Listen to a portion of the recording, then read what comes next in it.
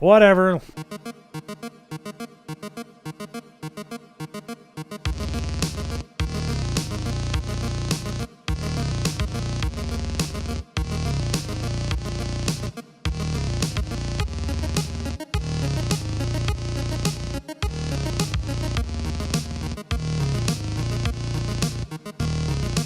Welcome to Zero Hit Points, everybody. It's December of the 14th. I'm Ryan Miller. He's Super Matthew-O Run. Matt Amberg. That's what happens when I don't think about it before. I like it when you just give me a few minutes to think about it. That Taco Bell sauce is running through me, so we gotta go fast. Taco Bell sells sliders too. Technically. Yes, they do. That's a good one. Gross. I never got that. Like, okay, so the first slider I ever had was when I went to Michigan to visit my friend. And he's like, hey, look at these tiny hamburgers. They're called sliders. I don't remember if they had yet been called sliders on the menu. But he explained to me, he said, it's funny. They call them sliders because they slide right through you. Ha ha ha ha. It was true. Yeah, it's true.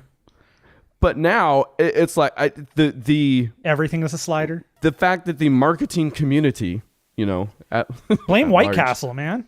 But they latched onto that name and they're like, now everything's a slider. Get it? They're tiny hamburgers. They're sliders. Everybody's like, yeah, they're sliders. I'm like, no, that's what they slide right down your throat and right out your butt. I went to the same friend's Christmas party on, I don't remember what that was, Friday. I don't know. His wife couldn't go, so I was his wife. Nice. And please tell me that you found a new delicacy that's the upcoming version of sliders. I did. Yeah, no, seriously. They took us to a restaurant that was pretty upscale. It was in Santa Barbara, so it's not like anything's going to be cheap. And they had chicken sliders, like chicken burger sliders. Yeah. Beef sliders and lamb sliders. Sure. That's how fancy. But did they have Jerry O'Connell sliders? Oh man, see, and then that's the other thing. That's what a true slider is, right? Oh yeah. Not this diarrhea or that was the other thing. That food didn't even give me diarrhea. So what the heck? Okay, so right? so misnomer. Yeah. Beth makes ahi tuna steaks into sliders that have you told me about yeah, these. she puts pepper jelly and then an apricot, let's slice like grilled apricot on it. It's super good. I want to eat those things. They're really good. Yeah. There's a new hamburger habit close to me, which I'm sure is called something different in your town. Probably at McDonald's. I feel like that title changes. No. This Jack is in the Box. This is like Steak it's and In-N-Out Shake. adjacent, you could say. It's fine. Like it's a good burger restaurant. Like In-N-Out's a good burger restaurant, except they do things at Hamburger Habit. Like you can get a teriyaki burger or a bacon. Oh, yeah. So options. Whereas In-N-Out's like, here's what we got. Shut up. Yes, we have but also it's amazing. So whatever, you're going to take it. Yeah. Again and again. Because just keep doing it. Because no matter how many times you have something animal style, it's not enough. I found out that the tuna burger and Hamburger Habit, which I thought was like, you know, put the mayo in and squish it up. Yeah, super gross. I don't know why. It's a tuna steak burger. Yeah. It's what Beth makes. They're so good. They're amazing. So good. I want to get those often. And then they also have a tempura of green beans instead of French fries. Sure. I didn't know they had any of that stuff. Sure. It's good. Tempura everything. You can tempura your children. Are we finally doing a food podcast? Like I feel like we've been building up to it for 37 or 8 years. No, wait. 36. You're 36. Yeah, okay. Still 36. And I won't be 36 until tomorrow, December 15th. Also, my social security number is... Go on. Yeah, I don't want to tell you. The edits are going to be great on this one because I'm still getting over being sick. So I will put out my social security number on in a extra hit points later on. Okay. So you'll have to come back. Yeah, as a code. Yeah, for a free. Hey, you could plug it in somewhere. You might get a free game out of it. It's what I do all the time. Like, you have no idea how many times I try that as a password for people's accounts. I never know. Like, it's just... and a username. You're like, It is amazing that my identity has not been stolen yet. Yeah, there must be a reason. Yeah, because if you know me, I have nothing of value. I am not of value, for crying out loud. You're a circus of values. I don't know what you're talking about. I'm a circus of value. So speaking of which, if you had to live your life for an entire week doing things that a Matthew Amberg would do, what would those things be? Oh man, what would they be? They'd be the frustration of having broken Vive controllers, sending them to HTC, receiving them, only to find out that they're more broken when they came back. So I did that. That was good. Sounded like a real roller coaster. Like I get from one text to another, it's like they sent me brand new ones instead of fixing them. Yeah. That's cool. These aren't brand new at all. Yeah, I popped them open and I look at them and I took a cursory glance. They were clearly not the ones I sent, because the ones I sent had some paint chips around the top of them, and I was like, okay. And I kind of just did quick once over on them. They looked fine. Paint chips? Did you make contact with the wall? You could say that. Sure.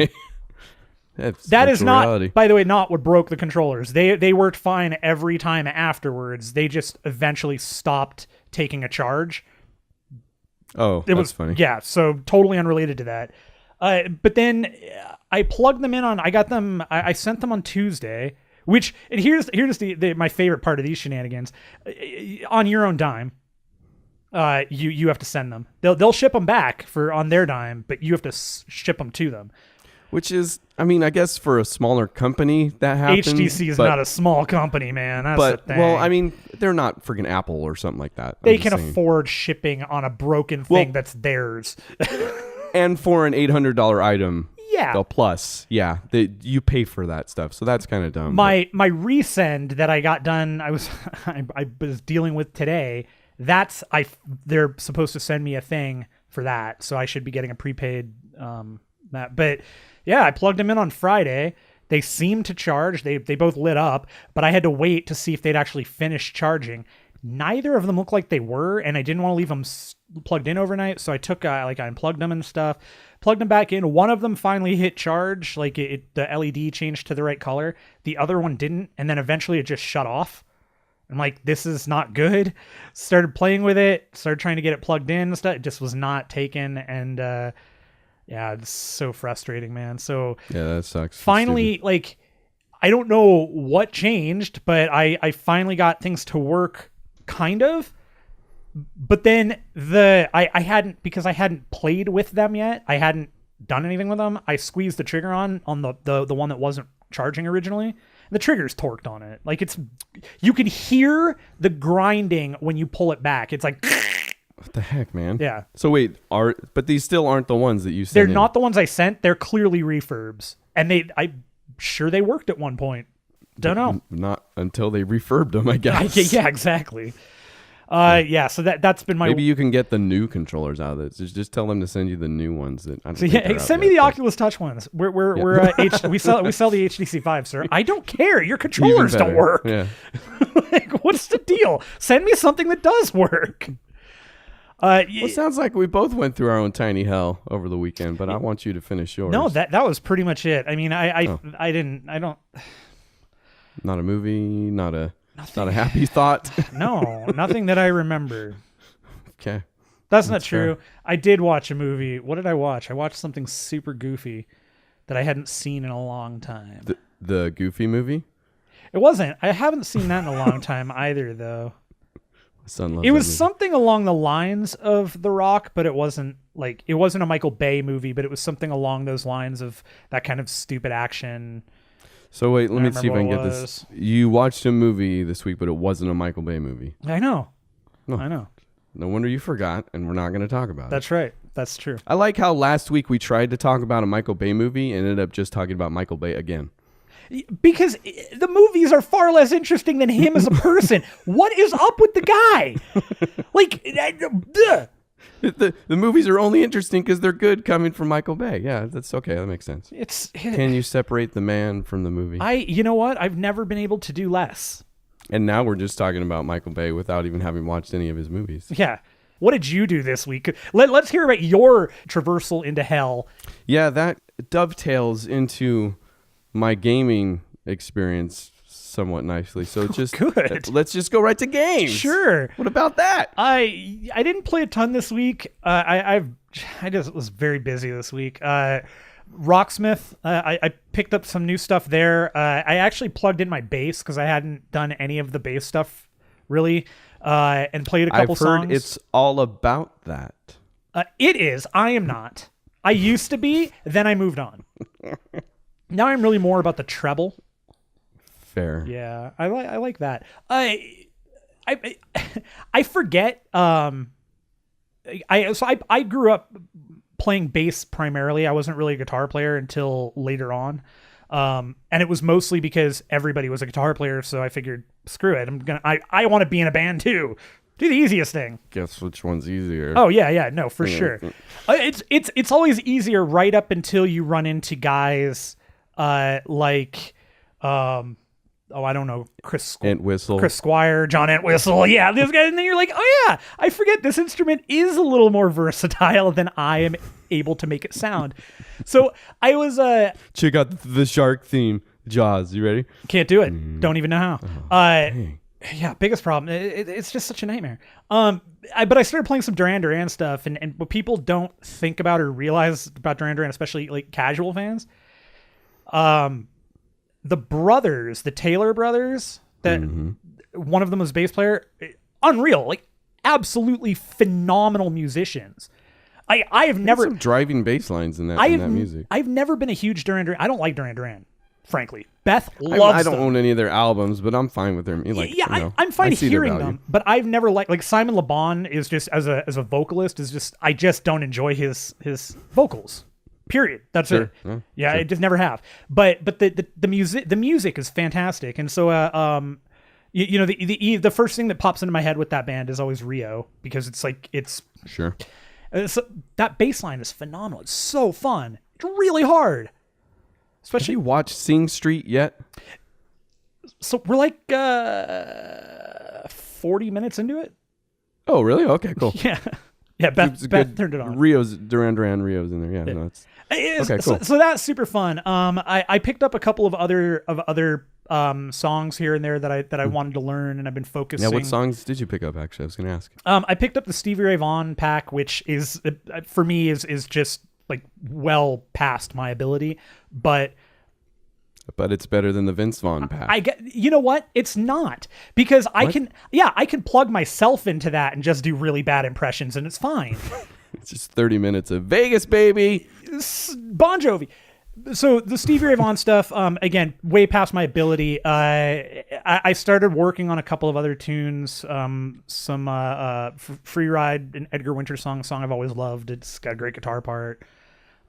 It's been fun, and what was novel was they've been updating it and keeping it going. So they did a few months back. They did a major update to the remaster. Yeah, right? for the remaster. Added a whole bunch of features and changed how some of the things work. They fixed some of the note tracking in some of the spots. They just dropped another patch or update. It has a whole bunch of note tracking and stuff for some of the games that they fixed some of the arcade games. So there are games that you can play like Scale Warriors, where it looks like a beat 'em up, but you've got the fretboard on the ground. So these things exist. You play the appropriate scale, and then your guys move to the right note, and then they attack the guys that are there. So like the evil guys go to a note, you hit the note, and then your guy jumps to them, and you go through, and it gets progressively harder. The scales change and all that. So have those been in from the beginning? Yeah, those were always there. And there's a bunch of them. There's like a root beer tapper one style where you have to hit things in the row. There's one for... Actually sounds like be a good fit. There's a one that's it's called House of the Chorded, I think. So you play chords, and it runs through a house like House of the Dead. Yeah. No way. Yeah. It's some of the best stuff, and it's great. It's a great way to learn some of the basics. It's a fun way to learn. Yeah, it makes learning fun. The downside to those games, and the reason I don't spend a lot of time and why you've never really heard about them, is because the tracking on them is not very good. I have never had a lot of success with it. And those games in particular where you're trying for, say, an achievement, you have to get X amount of points, and you want to play through the scale as smoothly as you can. But if I'm hitting the right note and it's not registering, you lose the points, your guy gets hit, you lose whatever.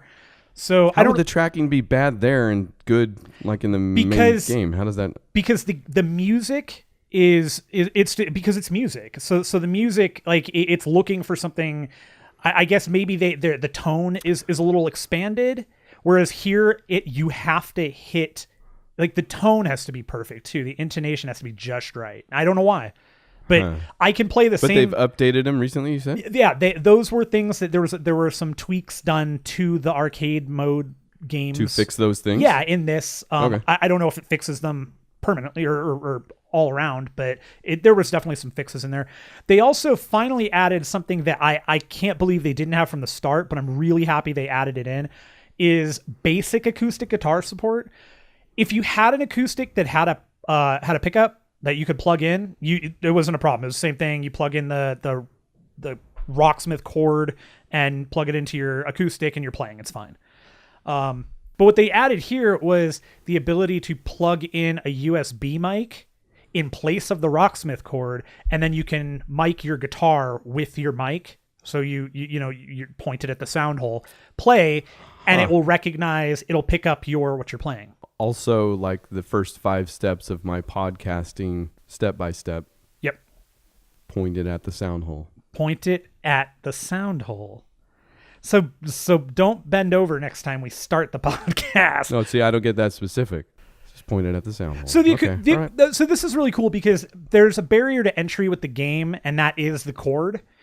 And some people just don't have an electric guitar. And this is a case where now you can go buy a relatively inexpensive USB mic if you've got an acoustic guitar, and the game is perfectly playable. I wonder how the tracking is on that, though. I'd be interested. Okay. Yeah, I'm definitely... It's something that I'll probably play with because I've got... I'm willing to bet my Rocksmith mic will still work. Huh. And I've got acoustic guitars, so I'll give it a shot to see if it... Give it a shot. Yeah. Give it a shot. I mean, it's the same mic that you use on any rock band since forever. So yeah, I mean, it works well enough for singing. Like it could. Yeah, it might. I bet it has some sort of functionality. It might. Let's find out. We'll find out. And other thing, I played more Overwatch. I finished out my competitive run. I don't remember if I mentioned that last week or not. I did finish the. I don't think so because I was there when you finished it out. You roped, which is it's my headline. Yeah, that you roped me into competitive play for the first time. I did. You were brought in, and I roped in is not like I went willingly. I don't want to make it sound that bad. No, he didn't want to. He fought, kicking and screaming. I had to go to his house, plug his controller in. It was great. Right. We had a lot of fun. Had to point his mic at his sound hole. Yeah, no, I was glad to have you. Yeah. You should visit more often. You know what? I'm to force me to do things. I don't care. I'm going to be living in your garage. So we did finish competitive. I ended up in gold. I think I ended up right around 2,100. Yeah, I think it was 2,100, 2,200 for my placements. I haven't done PC yet. Is that good? Is that sure. Average? I don't know. I know. So like Sean and Amy, for example, Sliptide and Pandamelia, they ended up lower than I did, but they also focused on support. Rub it in. Yeah, Jeez. well, but they were playing support, so they're never gonna get which is a worse class. No, yeah, I got you. It is. It's like almost useless. Like you can't. What's the point of them? No. So they played support, and the bottom line with competitive is that if you play support, you're just not gonna rank as high. It's just not gonna happen because you're not. The only thing you're generally gonna gold in is things like, healing and possibly objective, but even that's not necessarily going to happen depending on what healer you're playing. So you don't. And that seems dumb. Well, it's hard. How do you measure what a support player is doing other than those things? I mean, like you're going to capture the heals and the damage and all that, but those players are never going to out damage any of the DPS. They're not going to out damage tanks, not going to out damage defense. Well, there's got to be some way to measure their performance that weights it equally. I mean, I don't know. I don't know the answer. No, and I don't know that anybody does, but the bottom line is, and this is 3 seasons in now, support is always going to have a harder time ending up in a higher placement. Whereas does this create a shortage of support? Like no, people... everybody who plays competitive, I mean, so there's the meta for competitive. The meta always in any competition is going to have healers. Almost certainly 2 of them. It's usually a 2-2-2 type of thing. Definitely they're needed. Yeah, I'm just wondering if it hampers I don't know. I get the fact that you can't, for people who are looking for a higher placement or very invested in that, I guess they just don't play healers. And so there are a couple of players out there that are yeah, they do it. Like there's a guy named DPS Stanky. Sure there is. One of the best Lucio players out there. Guy's amazing. Fun to watch. Like the guy just understands how that movement works. He knows how to manipulate the environment to his needs. And so he places super high and he can just play Lucio all the time. But for somebody like me, and placements for me they don't matter. I just want to play in the competitive environment because it's the quote unquote serious version of the game. And that's fun for me. I like the aspect of actually playing the game with the intent to win and using strategy to do it. Whereas, quick play, I love playing quick play. The intent to win there is just do whatever you need to do it. It's there's not necessarily a strategy to it. You're not countering a counter to a counter. You're just, they ulted, great, run away. There's not strategy to quick play. No, I got you. In fact, that's great actually, because it kind of bleeds into my so I don't want to hurt your feelings.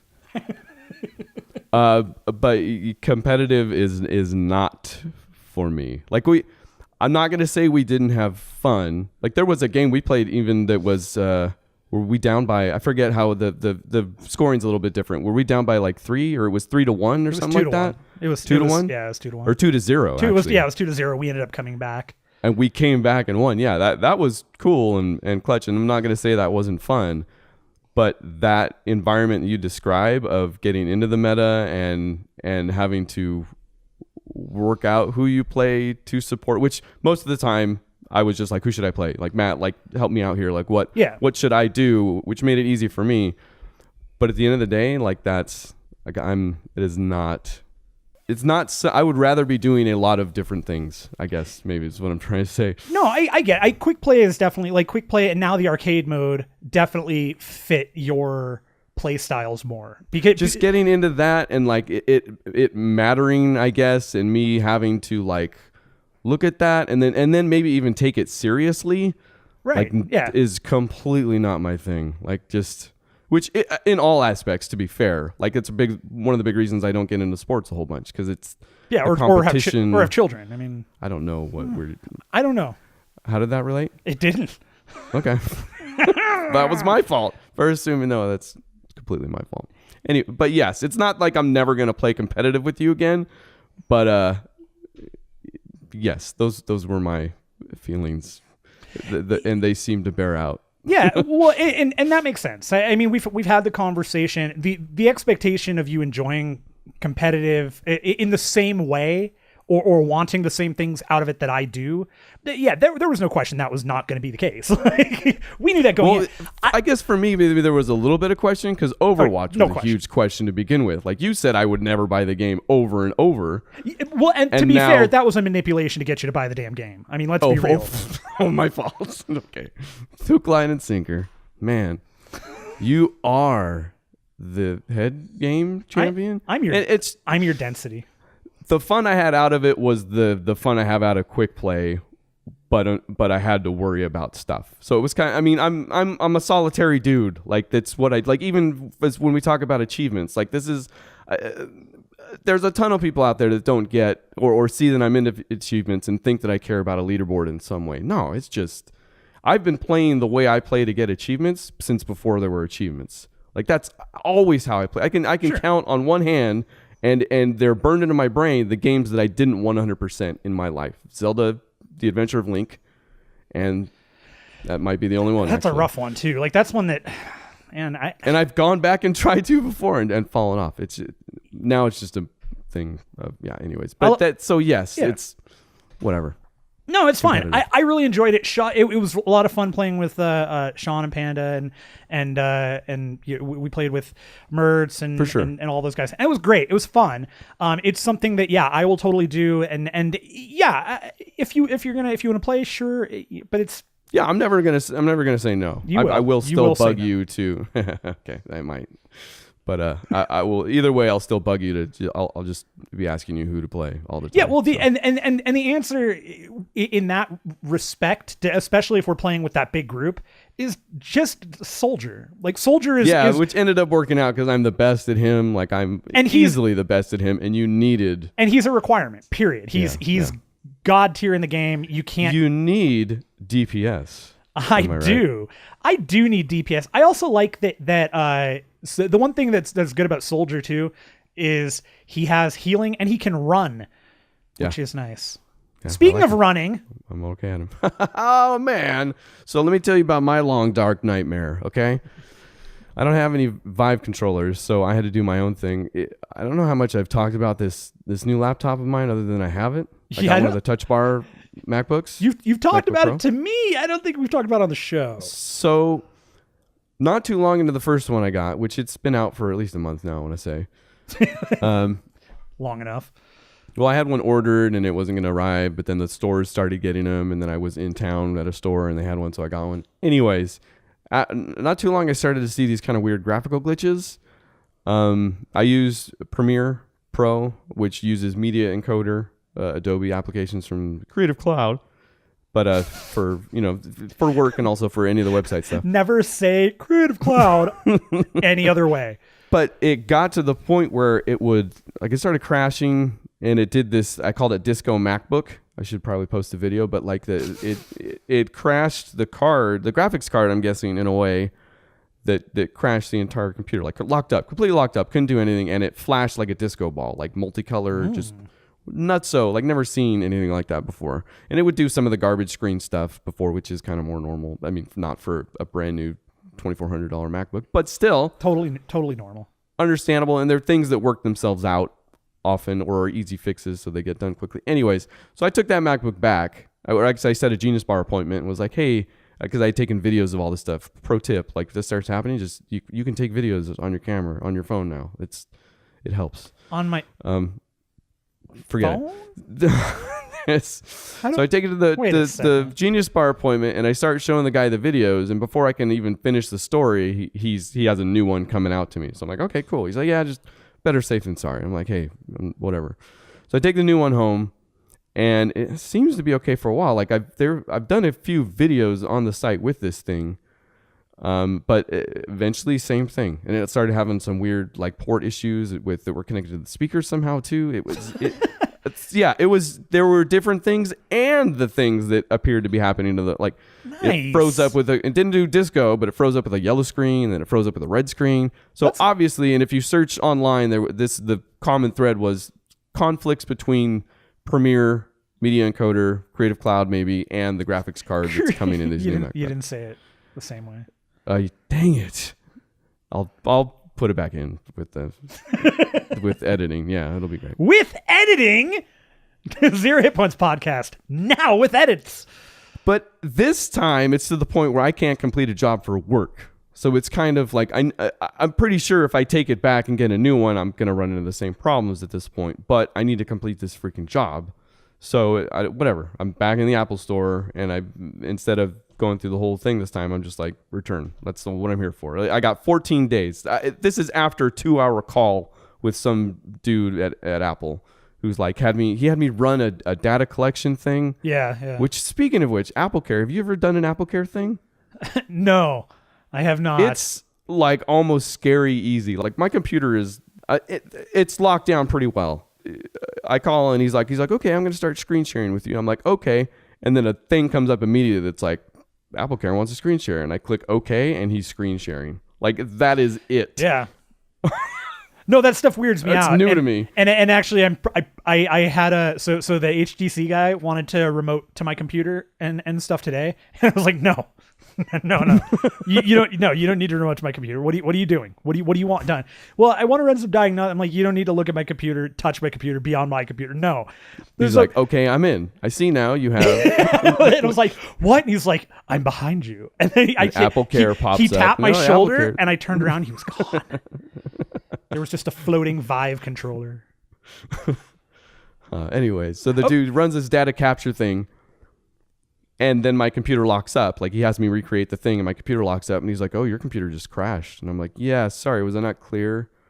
He's like, that the data capture is not going to work if I can't close it out. And I'm like, okay, so stop trying to capture the data. what was that all for? 2 hours later, literally, he's like, oh, well, and I'm like, okay, so I'm within my 14 days to just straight up return it. Otherwise, I got to stick with you on this call until something gets fixed. Right. And he's like, yeah, basically. So I went and returned it the next day. Anyways, got the new one. The third one. What day are we on now for last week, by the way, at this point? No freaking Actually, kidding. Curiously. Do you know? You're on Thursday? No, I took it in Friday, because that was the Christmas party. I did this all before I went to the Christmas party. Okay. So this is Friday when I finally turned in the second one. And this is while I'm on the way to the Mac store to return the current laptop, and I get a call from Apple saying, he's like, I want to ask you some questions about your laptop. I'm like, oh, is this about the first one I sent back or the one I'm taking back right now that I just called Apple about yesterday? And he's like, the first one? So I'm like, okay, sure, ask away. Anyway, so I got my new one, bring it home. Now I'm in like troubleshoot mode. So I run the job from zero, like just boot the computer up, run the job, it completes. So I'm like, okay, cool, at least I have it completed. Restore from a time machine backup. So I got because it has all my settings and stuff, and I don't want to go do all that again because I'm freaking tired of it. Like there are times where I enjoy setting up a new computer. Like a lot of times I'll start from zero and just redo everything because it gets rid of a lot of the crap or whatever. Yeah. I'm tired of doing that now. Mm-hmm. So restored to backup, ran the job, crashed exactly like before. Same thing, froze up, flashing, all the same stuff. So I'm like, great. Now I do a clean install. Job completes. But before the job completes, I do a clean install, I boot up the computer, and a hardware level, like there's different levels of updates on the MacBook. Like if it's a black screen with white text, like it just says we have to install something before you can even turn this computer on. That's a high level of update. And that happened. Like I do a clean install, I get ready to boot, and it says we have to install something before you do anything. And I'm like, okay. And I do that, and the job completes. So I'm like, okay, maybe that was something. So I reinstall from Time Machine Backup again. Got my computer back. Because you don't learn from the first time, so you got to try it again. Well, I was hoping that update was it, and it was. I restored to backup and job completed, and I haven't seen a problem since. Well, now so I'm it curious, sounds like they figured it out. I'd be curious what that update was. Is there? I don't remember. There's got to be a way to find a change log.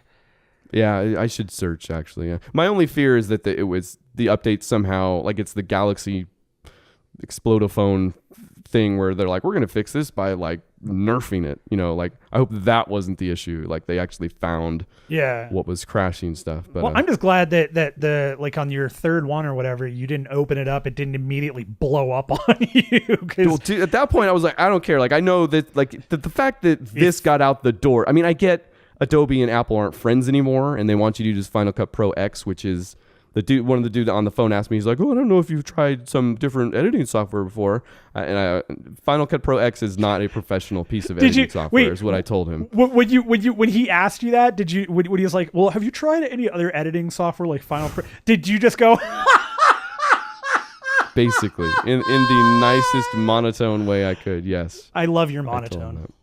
He was actually a cool guy. Like he wasn't a jerk or anything. So, but yes, the fact that it got out the door with these, because millions of people still, I don't know, millions, whatever, thousands of people, tens of thousands of people still use freaking Adobe products. Like the fact that this got out the door with that problem is stupid. So I didn't care at that point. Like I was going to give them a stack of freaking probably okay laptops until I got something that like worked halfway, you know, like, I didn't care at that point, but I'm surprised. So far, so good. What does this have to do with games? That's a good question. So the time I walked in to exchange my laptop this last time, Super Mario Run was up on like almost all of the iPhones. So I was like, oh, that's like, it's not, oh yeah, I thought maybe there was an advertisement or something like that. No, they had a trial version going. So I played Super Mario Run for a good, I want to say 15 minutes or so. So now with 15 minutes of Super Mario Run under your belt, are you going to spend the $9, $10? So before I played it, I was going to. Now I'm going to. Nice. That was good. But it was a I see what you did there. That was good. Yeah, For the viewers changed, who didn't see or hear or figure it out, he made it sound like he played it, or he hadn't played it yet and he was gonna buy it, but then when he did play it, he wasn't going to, but then he's going to. So comedy, my friends. Yeah, it's good. 0HITPOINTS.com. So Super Mario Run is a runner. We know this. You are moving forward. If you run into an enemy while moving forward, he does an auto hop over the enemy, so you can't die at all in that way. I'm giving you these are the levels of running. Okay.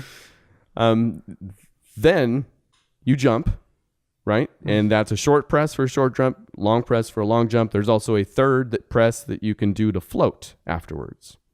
Okay, right? so like Princess Peach and Super Mario Bros. Yeah, 2. Sure. Maybe more of a Luigi. Actually, he does the. Luigi it's all in the aesthetic of the new Super Mario Brothers. His feet are going. His feet don't do that. Like he does the spinning thing that I Oh. think is from New Super Mario Brothers. Yeah, but it's a float move. It's Okay, more like whatever. He's a like floater. Peach kind of floated in a straight line, right, and then dropped off. Luigi was more of a like this is Yeah. you descend a little bit Okay. while floating. I guess. Yeah. Anyways, the environment like that's it as far as those controls go. Everything else comes contextually, like from the environment. Like there's arrows that turn into different stuff. There's wall jumping, so you wall jump off of stuff. There's a pause block that you'll sit on and just sit there until you hit go again. Sometimes the arrows, if they don't turn you in a different direction, they'll spit out coins. And there's a ton more stuff that also spits out coins. There's different levels too. And I know I don't play a lot of runners, so this probably isn't that new as far as collecting stuff in a runner goes. But there was a ton of stuff so that the whole idea of competing against your friends, like that variability, makes a ton more sense to me now. Like Okay. and this is on the first, it was there's 3 modes and it was only World Tour mode, I believe is what it was called. Which I think is that's just a standard. You're running against Yeah. everything, and you have your friend leaderboards and stuff, right? Yeah. So that makes a ton more sense now because for all that stuff that is in the environment that you're doing, it adds a ton of variability to your scores. Like it's not just like I've perfected, like I've got the most coins out of this level. Like I can see digging into each level a little bit more to eke out a different coin somewhere to get, Nice. one up on you or something like that. So yeah, it's super cool in that way. Because of all that stuff, like and hopping over the Goombas while you run, the only way to die is if you go down a pit, or if you like jump up from underneath into an enemy, or if you get hit in the face if you face kiss an enemy like while you're jumping. Nice. Then you're dead. But when you die, you just turn into a bubble. Also, I think like some new Super Mario game, I don't know. You turn into a bubble that's then floating backwards in the level, but then you choose where you drop. Like when you pop the bubble, you choose where you drop. So I was using that as a way to go back and get special coins that I had forgotten or couldn't get or missed. Ah, yeah. So yeah, to kind of introduce something weird there. I don't know if there's a penalty for dying, so I don't know. I guess there's a time limit, so maybe. Not in the game, but in real life, maybe. Yeah, we'll find out. Death penalty. Anyways, yeah, still gonna buy it. Like it's a super fun surprise, especially for what I was going through at the moment, to walk in and see that. Yeah, that's awesome. Are you gonna buy it? Yes. Right.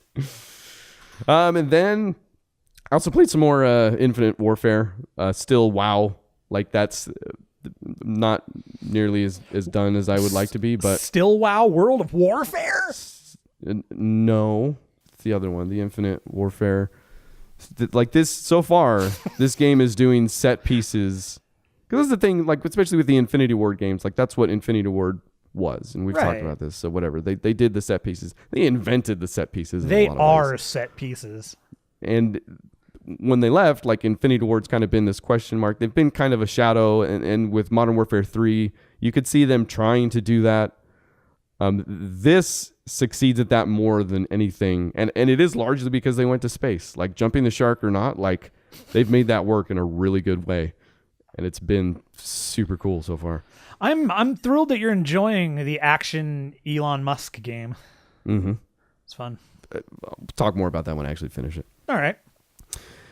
Lion's share of my time, just a big old bunch of chunk time Chunk it. Especially on Sunday. I had like one of my first marathon sessions of a game, like in months, like in a long time, which even then I think was probably still just 4 hours or something like that. But still, Recore. Real deep dive into Recore. You are diving deep. You seem to be enjoying it, eh? I am still enjoying it quite a bit, actually. Like I got hooked pretty bad. Like it's been one of those things I think about while I'm not playing it to go back and play it, which I also haven't had in a long time. Nice. Loading times any better? Yeah, still rough? I've got games on my phone now, or I'll go to the bathroom. I've built my schedule around the loading times in Recore. Yeah, no, I'm not joking. I'll go grab a snack. Completed an entire job. You got to be efficient. Yeah, no. If I had a computer that worked, maybe, but no. Oh, man. Yeah, see, that's where they got me. You should get a Surface. It's fun. I mentioned this real quick last week, but it's basically it's an adventure game. Like once you get past the initial part, the world opens up and you're running dungeons like you're playing Zelda. The premise is you're on Far Eden, which is a place like I think the communications from Earth takes 10,000 years to get to you, I guess. So that's how far away you are. Maybe that's why the loading times take so long. Yeah, they're being sent from Earth. Or the other way around. You're Joule, which is the main character, which is a pretty cool name. Like that's not it's Joule, like the unit of energy, not it's clever, okay? She's gonna save your soul, and no, not that Joule. And also, I can't remember any other Joule songs. There's not a ton more jokes. Sorry, I sent you down a dead end. That was my fault. Gary Jules. Your father created all these robots based on these cores, right? Which are these spheres of energy. And it's actually pretty cool. Like I'm really digging the story and the premise too, because they're terraforming Far Eden and they're doing it with these cores, which are like interconnected. Like, I don't know what the actual technology is because that's kind of the MacGuffin, but it's a cool MacGuffin because it's basically like, these are the interwoven system of robots, which is so high functioning with these cores that they're terraforming in a way that all their roles are built out and they do different things. The problem being that they all went evil for some reason. Man. So those are your enemies throughout the game, is all these robots that are supposed to be helping, which are not. They're not. They're bad robots. But you still have some companion cores that aren't malfunctioning for whatever reason. Like there were at least three people sent out in these, they call them crawlers after they landed in the sand. But in these you mean they didn't call them sand crawlers? They did not, unfortunately. Because they just called them crawlers. Copyright infringement, sucker. And each one comes with your little companion core buddy, which has different frames. So you're going around killing enemies, and you can kill them in two different ways. You can pull the core right out of them when their health gets down far enough, which is a cool little minigame during the combat. Or you just shoot them until they explode, and then you get parts from them. You use the parts to build different frames to house your own cores, or you use the cores to break down into the fusion energy to upgrade the stats on those same buddy cores. And you can switch the cores in between frames and stuff like. It's actually super cool. It's really simple. It's a really good example of doing a lot with very little. Sure. It doesn't overwhelm you, I guess, is the weird thing. That's okay. So that's what I was going to ask, because what you're telling me right now, and again, sounds overwhelming, right? And I'm basing it off of, again, what I saw at PAX, which definitely was something that I mentioned it. It kind of turned me off from the game. I wasn't too into it. It was a question mark for me, for sure. Like actually playing it, I got it, and that's actually fueled me on to buy the game even more. But it totally, I see what you're saying. Like, yeah, for sure. So it's interrupted. No. I that's what I was looking for is so you don't feel it's over. You feel that it's no, man. It's a mechanic that I guess what I'm concerned about is, do I end up at a point where, okay, now I can't shoot any of these guys. I have to pull cores out of all of them. And so I'm working myself into corners, getting killed a bunch of times, trying to upgrade somebody that I should have upgraded a long time ago.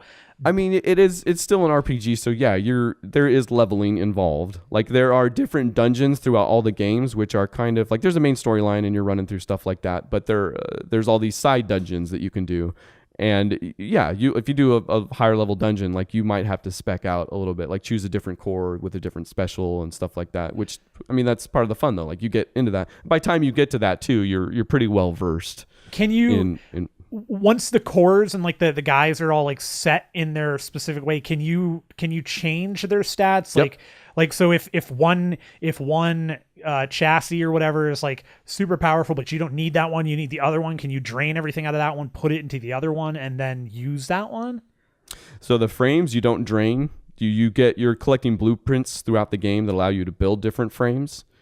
And you can mix and match. There's like 5 pieces to each frame. Okay. Or you can use all 5 from a same set and you'll get a bonus. Like I'm using a couple that have an XP bonus because I'm trying to level up quicker. Stuff like that. So yeah, you build new frames that have higher levels on them basically. Or your cores also level up. Your cores have names: Mac, Duncan, Seth. Like, those are your little buddies. Hate Seth.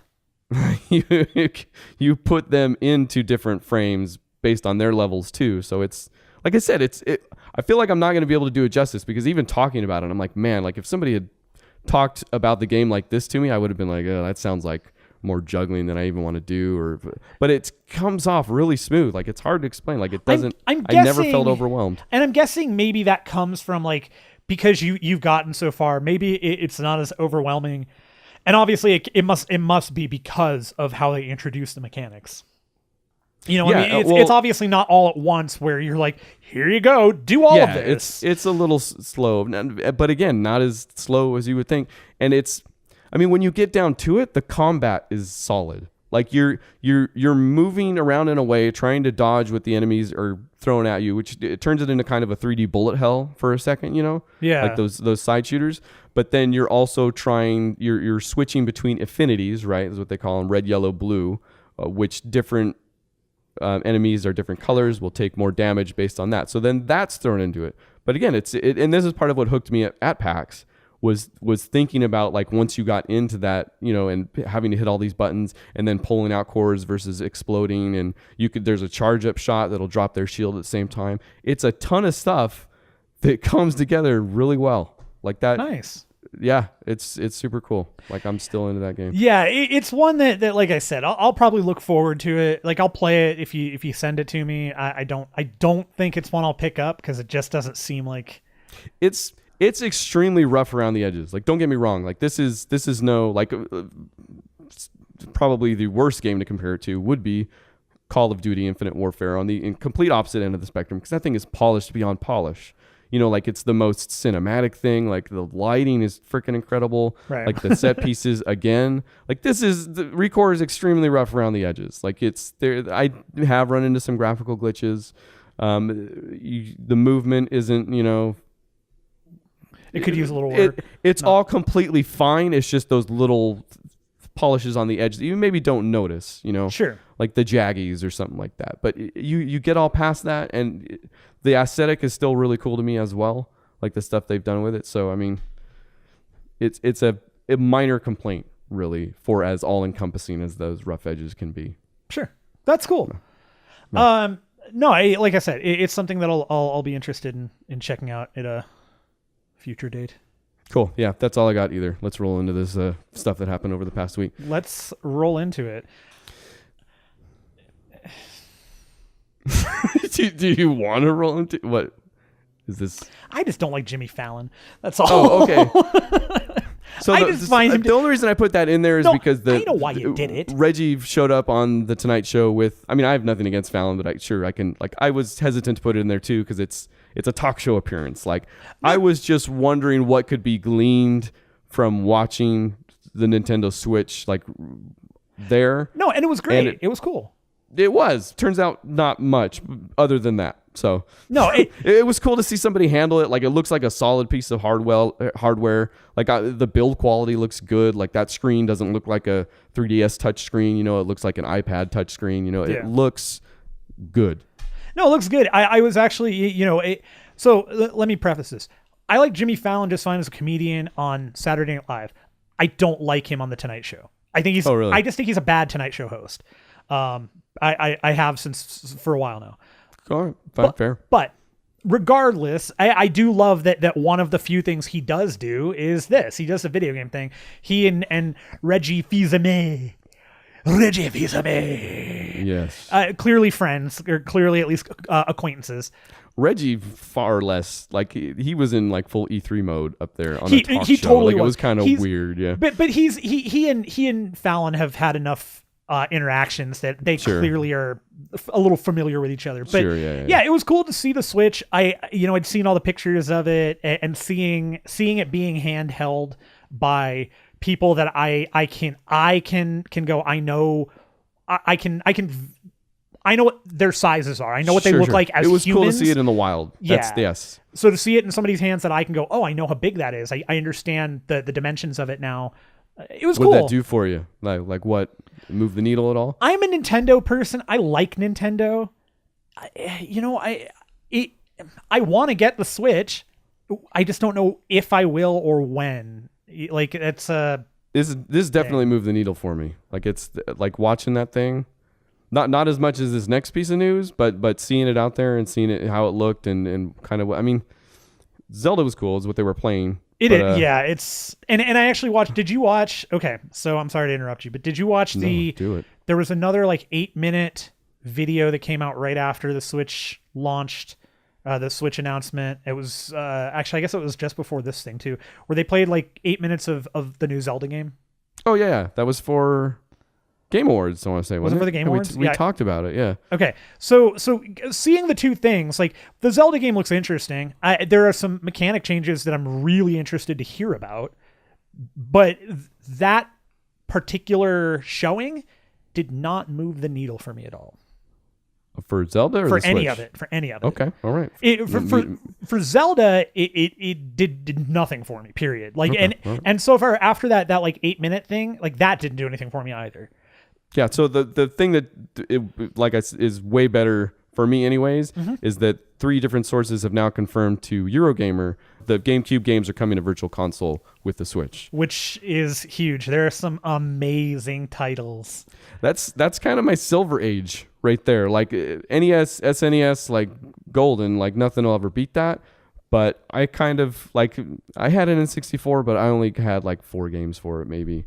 And Ocarina of Time and 007 are fantastic, but I kind of felt like, I mean, and more stuff was going on then. I was in high school, so it wasn't like, that Nintendo didn't raise me as much as the other ones did. But then I fell off completely and didn't come back till the GameCube, and then we went in deep on like Mario Kart Double Dash. Yes. Most of all. Yeah. So the GameCube, yeah, like that's like maybe my number 2 or 3, I guess, after NES and SNES, Nintendo console for somehow, I don't know. Sure. No, I mean, hey, I GameCube, freaking Zelda, the Wind Waker, man, that was also, man. That was, and you had a real cool experience with your daughter on that one. Yeah, I mentioned that like last week, and so that's a big thing for me. Yeah, so that definitely moves the needle more than any of the other 2 things have done. Totally. So, hey, hello. What if? Nope. They just put all the GameCube games on the NES Classic in stores now, not in stores. So the NES Classic is still sold out everywhere. I thought it was interesting, just the loops this thing is going through, like all the stories out there. I do not like. I know we've talked about how we're not particularly interested in it for different reasons. I mean, I love it. I think it's probably great and whatever. I don't have a need for it really, so I'm going to spend my money elsewhere. But it's getting a little nuts. Like there's this Urban Outfitters story where they posted on Instagram that they were going to have it, and then they tweeted a direct link, like kind of, everybody's saying it's hidden because it was never on their site, and everybody's angry because they advertised on Instagram, said it was going to be on their site, and then only did it through Twitter. So there's a bunch of cool tweets out there that are just like, no, Urban Outfitters, Like I got. Who would have thought I'd get burned by Urban Outfitters? You got again. These pants suck. Also, I'm angry about your lack of Nintendo. I know, especially for the stuff that's like it's like these are the flavor items for Urban Outfitters. Like they put these things on the tables so when you're walking around the store, you're like, oh, that's neat. You know, yeah. You're like, I'm gonna buy a crappy pair of pants, these ugly socks, and oh look, a Nintendo. Yeah, the Spencers in my town did close down, so you know. Oh what man, else am I gonna do? No more weird glow in the dark posters of really poorly drawn mushrooms. Bummer. But then I guess taking a hint from this, Think Geek. It made some statement where they're like, we want to do right by you guys. So they're having a lottery is the way that like all of this involves like signing up on their website or for their frequent shopper program or something. I don't know. And then, but they're doing a lottery. Like if you sign up for this thing, they're just going to randomly choose people that have this thing in their wish list. And then now if you can buy it. If ThinkGeek were smart, they would do a lottery, but the way they would do it is the winners would just get a box full of rocks. Yeah, that. And then so they wanted to beat Urban Outfitter in the other direction. And then people will go, I don't get it. And then the people who read the lottery will get it. Shirley Jackson? Shirley. I think you're right, actually. I think that's the name. Yeah, okay. I do, and call me her name. Sure. I don't. I'm Leslie Nielsen.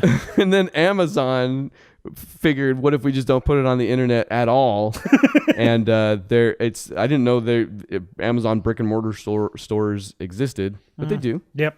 There's like 4 of them or something like that, right? They're sending all of them there, apparently. They're all in like Seattle and Portland. Yeah, Seattle, Portland, San Diego. Okay, sure. There you go. I love this though. I love this that you have the Urban Outfitters hidden link, you have the lottery, and then you have Amazon out of all 3 of them going, nope. Just not doing it. Online. Not even bothering. It's never going to work. You know what? The internet's a fad, and you guys are all going to find out about it sooner than later. Just wait till our brick and mortar stores take off. Yeah. You'll see. And you know what's going to happen with the next brick and mortar store or Amazon store, right? Is if we're lucky, the Amazon brick and mortar stores will become a Pokestop too. Oh, is the next news item involving Pokemon Go? It is. You know, if you just roll with it, that's here. Okay, viewers, I don't know how to segue, and I want to just have a one-on-one with you guys right now. Yeah. Viewers, wait, with me? No, viewers. Just hold on for a second. One-on. If you want to take a break, I'll actually just one-on-one with the viewer. That's why it's called a one-on-one. Yeah. Some of you may have noticed that segues are one of the more difficult things for us. We have some trouble with them. Although, do we? I don't think we do. I think now we're just competing on who can draw the most attention to the segue, which case you are in the lead. I am. And now we shall segue from this discussion, this wonderful one-on-one with our amazing viewer, to Pokemon Go. Continue. It has been updated. The update brings changes to the nearby tracker. I guess that's out in wide release now, so you get your tracker back. No, everybody's not happy or happy with it. Also, easier transfers. You can batch transfer a bunch of Pokemon or whatever. Somewhat interestingly, there have been commercial events now confirmed.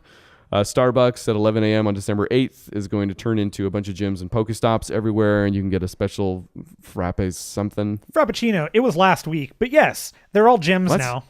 December 8th? Yes. Is that last week? It was last week. My MacBook doesn't work. No, it's okay. Your math book doesn't work either. Was it only December 8th? I thought it was starting December 8th. No. It started December 8th. They're gyms and Pokestops now. But the drink that they've made, the Frappuccino, that's limited. That's going to be a limited time thing. Yeah, while supplies last.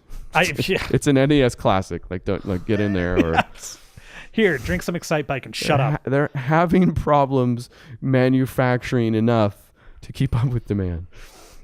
Yeah, and then Niantic finally confirmed via Sprint, I guess their next commercial event, which I don't know when that starts, but they're going to be gyms and stuff too. I will give Niantic this: the fact that they've waited this long. He's holding up a middle finger. I'm holding up my entire hand, 5 fingers. So take the hint. It's clearly 5 times as bad as the middle finger. It'll catch on. I'll give it to Niantic that they've waited this long to start doing the commercial stuff. Like that's, well, for whatever that means, the fact that they didn't do this right out the gate when Pokemon Go was a freaking broken phenomenon, you know, right? I mean, it's still, people are still playing it. I'm sure they're still making millions of dollars every day, but you can tell that it's been waning by some of the stuff they've been doing, some of the concessions they've been making. And now not only have they announced new Pokemon are on the way, but they're ramping up some of these commercial events, which they always did with Ingress too, their other games. So it's not, this isn't out of bounds or anything. Yeah. I've deleted the game. You have. That's why I love how any Pokemon Go conversation just ends with that anyways. Yep. They always will. Have you deleted the Ubisoft though? That's my question. We love Ubisoft.com. We do. It's a website. We go to it. Did you finally sign up? I sign up every day. Oh. I have never not signed up to love Ubisoft. Fair. Okay. You're the web admin? I'm the web matman. Webmaster. Master. So the Vivendi takeover of Ubisoft, I guess, is still kind of in the works, depending on who you ask. It just isn't by way of an update. Like they're acquiring more shares. Once they hit 30%, they're required to make a public offering. So this whole hostile takeover is that they get 29.999 shares, and then something hostile happens. I don't know. Right. Exactly. So they're currently they were at 23% shares or whatever a couple months ago or weeks ago. They're now at 25%. So they're inching closer. They have stated, Vivendi came out and said, we have no interest in running Ubisoft. We don't want to take away their independence. Which is the thing. Well, no, they're straight up denying that there's a hostile takeover in process. But what they're saying underneath all of that is they're saying, but what we do want to do is we want to get somebody on the board because we deserve to have a say. So what they're doing here is they're saying, we're not going to do a hostile takeover. We have no interest in actually screwing with you. A nice takeover. Until we get enough people on the board. And Yves Guillemot knows it. Like this is a common tactic for corporations that are trying to do this. He's gonna, of course, Vivendi is gonna say we don't want to take it over. Why would we? Exactly. Yeah. They have to say that, because if they come out and say we're aiming for it, you're building up bad blood right there. You're pissing off Ubisoft. You're risking watching Ubisoft tank themselves because they know they can't stem it for very long. Like there's whoa, wait. Is that what's been going on? Yeah, that's why Tetris doesn't work. They don't want to be taken over by Vivendi, so they're like, nope, Tetris is broken. They're like, whoa, if we just release games that don't work, it's almost too clever not to work. It sounds unlike the games that don't work. So the great statement by Yves Guillemot is that, quote, the creeping control strategy implemented by Vivendi is dangerous. We think that there's a great risk of shareholders losing value, he said. So, I mean, I'm sure he just plain doesn't want people to take away his business that him and his family have made. But yeah, of course. This is his shareholder statement approach, which it's almost a crappy way to put that when also your executives are being currently fined for insider trading. Yeah. This is totally a bad little bit of the, and then but Ubisoft's response to the insider trading thing. So $1.2 million across like 4 executives. Giannis Mallet, Francis Baylett, I'm not going to pronounce it. Christine Berg. See, that's the difference between me and you. I will say the names wrong. Yeah, I don't want to. Your face. I don't want to butcher it. Olivier Perry, Damien Moret. Okay, so 5? Yeah. Okay, so yes. 1.2 mil across 5 people. I don't know why I said it that way. He's walking in again. Look, guys, Ubisoft. Wow, this hasn't happened in a while. It's not. It's going to happen again. I got to tell you, I think it's weird that they would come out with something like this. But to come out, so Ubisoft's response to all this was them to say, we're going to pay the fine, But we think it was still done in good faith. This wasn't. They didn't really do insider trading. They're appealing it. Yeah, I don't know. They're going to pay it. It's not. They're going to. Well, so I guess that's the question I have, is because the AMF, which is the SEC for France or whatever, is moving forward with the fine. I wonder if that's because they have enough evidence now, which I would imagine would be something somewhere saying that they knew about the delay that was going to happen before they sold their shares. But it sounds to me like they're just, all they have is the timing, and that's enough. But yeah, the statement from Ubisoft it says, Ubisoft acknowledges the AMF's decision, but continues to assert that the people involved acted in good faith. We are convinced that these team members did not intentionally commit any acts contrary to market regulations, which, sure, fine. Except then he goes on, he says, similarly, given the processes and timetables involved in the production of major games at our company and within our industry in general, we believe that at the time they carried out their transactions, these employees could not have been aware of or anticipate the subsequent decision to postpone the game that would be taken by Yves Guillemot on October 11th, 2013. To that, yeah, I say probably a little garbage. No, come on, dude. If the press knew the games were going to be delayed, somebody in that company is going to know. Those execs, of course they know. And then to say that Yves Guillemot unilaterally made that decision, right? And all of that seems like garbage. Yeah, no, that's totally. That's a whole bunch of. It's a whole bunch of really, really, really nicely flavored words. But man, you are not an executive with a massive product coming out and don't know the status of it in that respect. You just, that's not how that works. Yeah, that's the only part. I've certainly been in companies where the executives are misinformed, but when it comes to things like a release date, these guys are expected to know when things are at least happening. They know. They know the status of the game. Yeah, although I guess at Ubisoft, maybe the big question was, are they going to make us just release it unfinished this time like the other ones? In that respect, I guess maybe Ubisoft's argument is, look at how broken our games are. They didn't know. Yeah, we clearly don't know when games are done. Like, all they have to do is show Tetris and be like, done. You know what? You're right. Their case is solid. I think they'll win their appeal. Okay, big news of the week. Rockstar has released their next Bully game. Yes! It's the last Bully game for iOS and phones. Yeah. Oh. That's gotcha. You are a bully. Better piece of news, more interesting piece of news, lovely piece of news. Turtle Rock, apparently, according to GameIndustry.biz, which is the website dedicated to games and industry and business, with a Z. Spoke with Phil Robb, and they say they're working on a new co-op FPS for 2018. Yeah, that is exciting though, because totally, like we all know the kind of at least some of the story around Evolve and how that didn't work out very well for them. But what they do have going for them and will continue to have going for them is they made Left 4 Dead. That garners all. I mean, for me and you that actually liked Evolve, and for me that very much absolutely loved Evolve, like I thought they pulled it off. Whether or not they pulled off their, the marketing, marketing plan, and the overall state of the game and its lifespan were certainly the was not pulled off. They were the losers in the game of Evolve, because the game, again, it was great. We loved it. But Turtle Rock suffered nothing for that, and you're right. I think they've garnered enough with Left 4 Dead that. Like, I always want to see what these guys are doing next, and that's cool. Yeah, looking forward to it. Absolutely. And they did say it's a new IP. It'll be a co-op FPS, and that it sounds like it's going to be a little more fantasy stuff. So, what was the quote in there? They said fantasy something. Fantasy sci-fi stuff. It didn't sound like it was going to be. It sounded like it was going to get away from the Left 4 Dead and the Evolve thing and be. I don't know. With those guys. I'm willing to give them the benefit of the doubt. Yep, definitely. Real quick, I think maybe does Oculus work on Xbox One already, like as a display?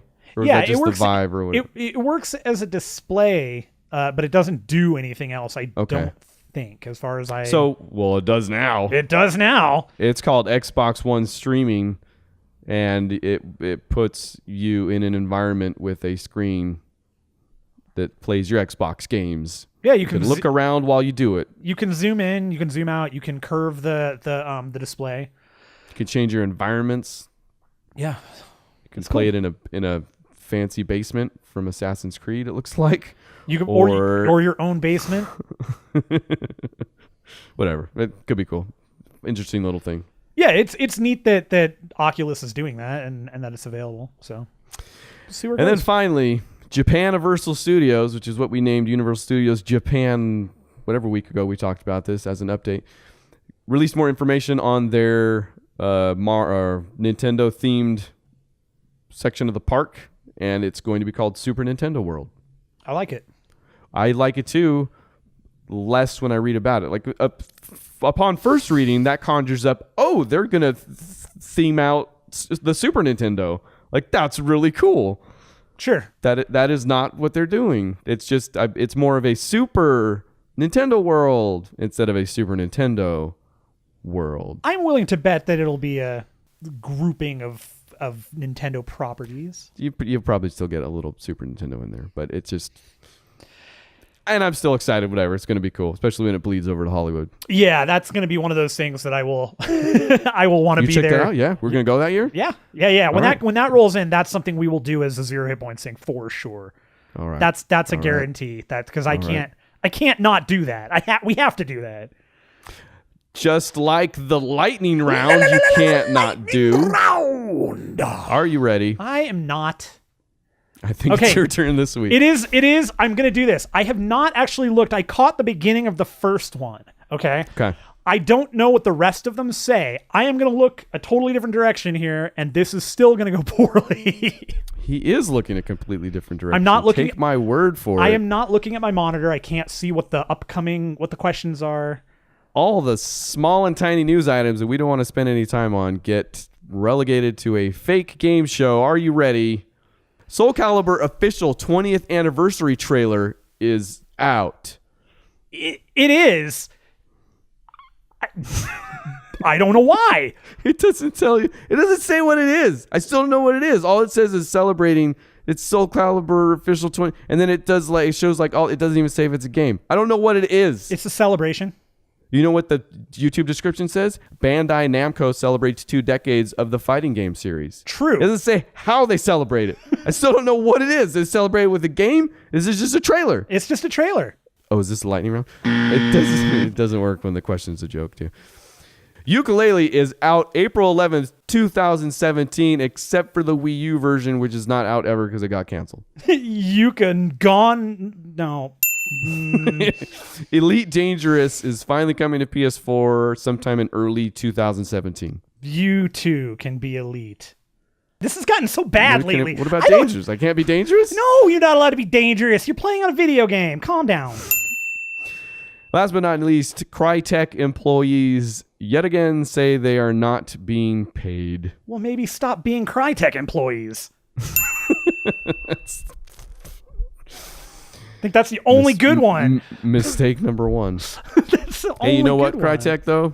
Tell me about it. Am I right? Nice. You did it. You got them all right, probably. I don't know. We'll find out. Crytek like a little baby. Hey, today, game's coming out. Space Hulk Deathwing. Does that involve the Hulk at all? I hope so. Maybe the Hulk is killing Nightwing. So it's what if it doesn't and it's still called Space Hulk Deathwing? But what if it's a Marvel DC crossover and this is where the Hulk kills Dick Grayson? Or better yet, what if the Hulk is the one who killed Jason Todd and it wasn't the Joker at all? That's it. A death in the Hulkly. I'm sorry. Family. This isn't. Hey, you know what? Round. Wait. You know what? The games. Ryan, that was a banner joke. Also out today, Stardew Valley for Xbox One. Tomorrow, Super Mario Run. More importantly, my birthday, December 16th. I put that in there so you didn't forget. I don't forget it. Sea of Thieves technical Sea of Thieves. Sea of Thieves technical alpha. Yes, that's it. December 16th. If you're part of their insider program, are you part of their insider program? I'm more part of their outsider program. Fair. That seems accurate. December 20th, Halo Wars Definitive Edition, because the last edition you had clearly wasn't definitive enough. No, it wasn't. Shantae, Half Genie Hero. That is an excellent game title. And The Walking Dead Season 3, Episodes 1 and 2. Have you caught any of this season of episode Walking Dead show? Because they just did the mid-season finale, which, by the way, one of the stupidest things that has happened to TV. I just don't like that at all. I love that I've kept up with Walking Dead. Like, we've had like a smattering of conversations about the TV show because I've kept up with it completely. I think there's been some low points, but I think there's been, and I can't. It's when they come upon the city. I don't know, whatever season that was, 5 maybe. I think was phenomenal. When they find Alexandria. Yes, and then then that arc of that, and then the finale. The terminus real stuff, good. The termites. You dropped off until this season, which I haven't watched yet, and is hemorrhaging viewers apparently. I guess the mid-season finale killed it viewer-wise, and I guess actually all of the ones where you've been seeing they've been hemorrhaging. It's been the whatever the rating thing is, the plus ones. Yeah. The basically what they're saying is that people aren't watching it live anymore because other things are way more interesting, but they're still watching it on DVR. Gotcha. But you are just week to week in it. Like, you are on top of this thing that you dislike still. Yeah, for the most part. And it's, again, it really has to do with the fact that this became a massive arc in the comics, and it's a bit that has become so important in what the books are now that I wanted to see how it worked. And on top of that, it was a part that introduced a character that I still don't think is that great of a character. So Negan? Yeah, I personally don't think he's that. Like, I think Jeffrey Dean Morgan is doing a great job with what he's being given. There are aspects to his portrayal that are just stupid. Again, the fact that you were saying you're not completely happy with his performance. The fact that he can't say a line without leaning back 30 degrees. Sorry, dude, get over it. He has this timbre to his voice with everything he says, and it's like, dude, really, like, it's okay. So what's funny is that in the comic book, Negan is not a comic book villain, but in the show, he's like the most comic book villain we've seen. And it's like, it's funny. Like, he's got a whole bunch of really funny lines and he gives a whole bunch of really funny looks, and it's all stuff that comes from the comics. It's just, that show has had a problem with that actually for probably the entire run. Like, it can get pretty self-serious, like in a bad way sometimes. So I guess that's. Yeah, I don't know. I'm watching it again because this particular arc, one of the characters that was introduced is a character that I actually really did like throughout the books that I read up to, and I actually just recently caught all the way up. And I still like that character. He's fun. He's great. But almost everybody else in the comics and in the show, just so stupid. They're just so stupid. Like, it's some. And that's your Walking Dead minute. If you had to guess what games you'd play this week and talk about next week, what would they be? Definitely more Overwatch. Possibly a little more Hello Neighbor. They just released the 3rd alpha update, which has a whole mess of changes. So that's kind of interesting. I kind of want to see what's in there. I don't know. I just don't know. I just cannot decide. Yeah, it's getting to be that time where who knows. We'll get anything done during the week. I know I will finish Recore. In fact, I would have had it done had I not stayed up till 3 trying to finish one tiny section of Recore.